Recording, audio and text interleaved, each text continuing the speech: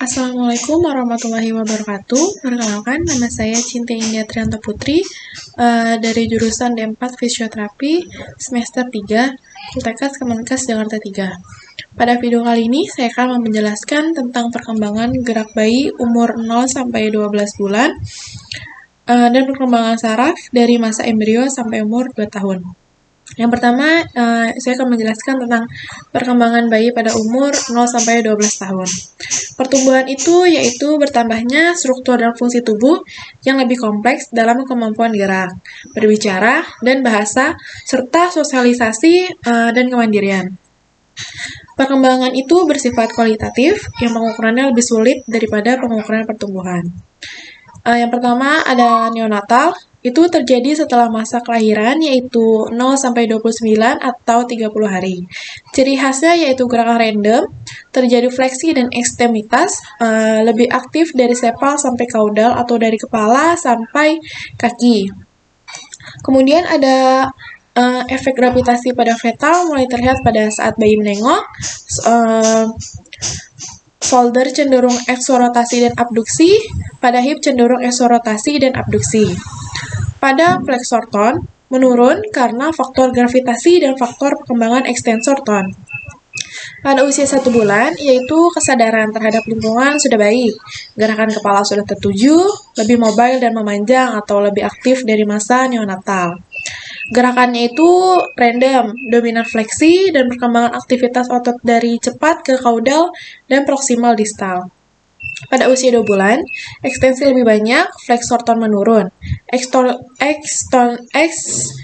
extensor kepala dan lebih meningkat, lebih asimetris. Kemampuan untuk berada ekstensi lebih dominan terlihat dari kemampuan servikal dan upper torakal. Gerakannya itu ekstensi lebih dominan, gerakan kepala lebih fungsional, mampu mengangkat kepala saat tengkurap. Kemudian pada usia 3 bulan, visualnya lebih baik, kepala lebih ke midline, peningkatan gerakan bilateral lebih simetris. Terus 90% itu sudah bisa memegang mainan yang berbunyi. Kemudian untuk usia 5 bulan, kemampuan persiapan untuk usia 4 bulan, yaitu gerakan lebih terkontrol dan lebih fungsional. Head trunk lebih ke midline, ekstremitas lebih simetris badan. Terus visual lebih aktif, mengangkat kepalanya itu tanpa support atau dukungan. Terus mendorong tungkai ke bawah saat menyentuh permukaan yang keras. Kemudian pada usia 5 bulan, kemampuan persiapan anti-gravitasi, proksimal, lower extremity lebih aktif, duduk dengan tumpuan tangan, simetrisitas lebih baik. Kemudian gerakannya itu stabilitas proksimal pada trunk dan shoulder lebih baik. Terus 90% itu sudah bisa berguling. Selanjutnya pada usia 6 bulan, berkembangnya gerakan voluntary atau disadari lebih selektif, lebih aktif tengkurap dan telentang. Head control sudah full, hip dan trunk control membantu menegakkan badan bila akan jatuh dengan ring position, merangkak mundur, dan jika berdiri suka melompat, dan 90% sudah bisa duduk sendiri. Kemudian pada usia 7 bulan, anak itu lebih aktif, duduknya itu sudah bisa bebas, dan kemampuan crawling atau berusaha dari berdiri dengan menggunakan tumpuan shoulder atau tangan dan kaki atau foot lebih baik. Saat duduk menggunakan tangan lebih luas, kemudian saat berdiri itu masih goyang-goyang. Selanjutnya pada usia 8 bulan, sudah mulai bereksplorasi dengan lingkungan, merangkak, memanjat dengan rambatan, duduk sudah stabil, dan gerakannya itu sudah bisa dipahami. Kemudian pada usia 9 bulan, itu lebih ke motor kontrol fingernya itu lebih aktif, terus merangkak lokomosi utama, dan lebih mendekatkan kepada benda. Dan merambat itu lebih sering, kemudian berjalan support, namun trunk lebih stabil. Pada usia 10 bulan, yaitu lebih aktif eksplorasi, konsep resepsi lebih berkembang, duduk bervariasi, santai dan berpegangan satu tangan. Pada usia 11 bulan, berdiri dengan satu tangan, lebih mudah lepas saat dan kadang saat berdiri itu suka lepas tangan, sudah melangkah satu langkah, dan bayi itu merasa happy dari jongkok berdiri atau sebaliknya. Kemudian pada masa 12 bulan, yaitu masa transisi dari duduk ke merangkak, berdiri bebas, dan kadang suka mengangkat satu kaki. Kemudian yang selanjutnya itu yang kedua, yaitu tentang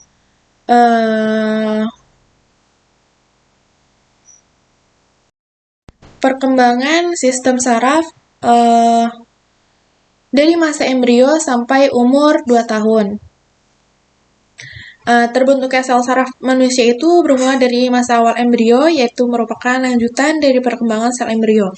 Terdapat 3 lapisan embrio, yaitu endoderm lapisan paling luar, terus ada mesoderm lapisan tengah, dan ektoderm lapisan paling luar atau disebut dengan lapisan cikal bakal terbentuknya sel saraf. Fase perkembangan sistem saraf itu yang pertama ada 3-4 minggu terbentuknya sistem saraf, yang kedua 5-10 minggu fase prosencephalon, yang ketiga ada 8-18 minggu fase proliferasi, yang keempat ada di atas 25 minggu fase pembentukan glia, absorpsi, dan sinaptogenesis. Yang kelima yang terakhir ada di atas 40 minggu fase myelinasi. Kemudian ada perkembangan sistem saraf. Yang pertama itu ada fase neuralisasi. Pada hari ke-20, ektoderm cikal bakal sel saraf berbentuk pipi atau disebut sebagai lempeng saraf atau neural plate.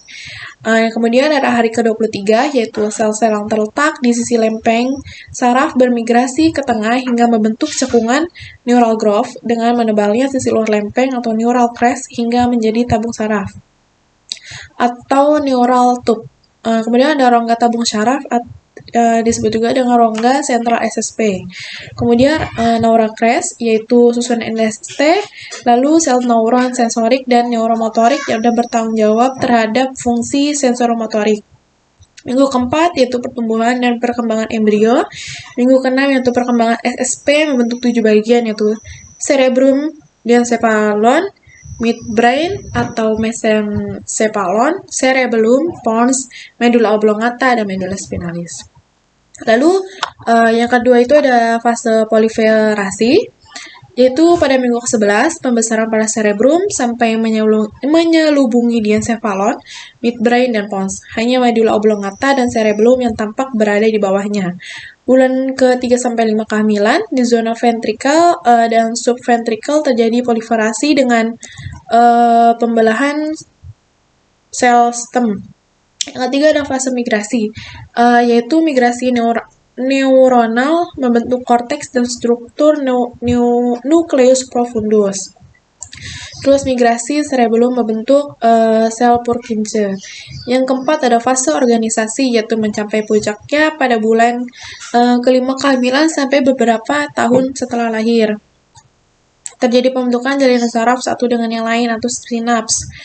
Lalu perkembangan sistem saraf pada usia neonatal atau prakelahiran, ukuran kepalanya itu 70% dari orang dewasa, berat otaknya 25% dari otak dewasa, masih terjadi proliferasi, myelinisasi atau jalur sentuhan. Kemudian pada usia 2 bulan kelahiran, terjadinya organisasi CNS atau Central Nervous System. Lalu pada usia 3 bulan kelahiran, perkembangan sistem saraf pada usia 3 bulan itu hampir sama seperti usia neonatal dan usia 2 bulan kelahiran. Kemudian pada usia 4 bulan kelahiran itu perkembangan sistem sarafnya juga sama dengan usia neonatal dan 2 bulan ataupun 3 bulan kelahiran.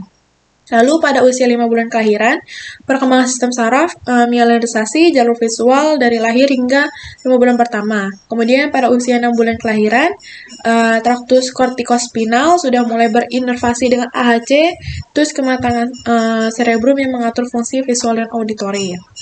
Kemudian pada usia 7 bulan kelahiran sampai dengan usia 1 tahun kelahiran terjadinya puncak pematangan selubung saraf. Lalu pada usia 2 tahun, kelahiran ukuran otak semakin besar, dan terjadinya pembentukan jalinan saraf satu dengan yang lain atau sinaps. Cukup sekian video yang dapat saya buat, kurang lebihnya mohon maaf. Wassalamualaikum warahmatullahi wabarakatuh.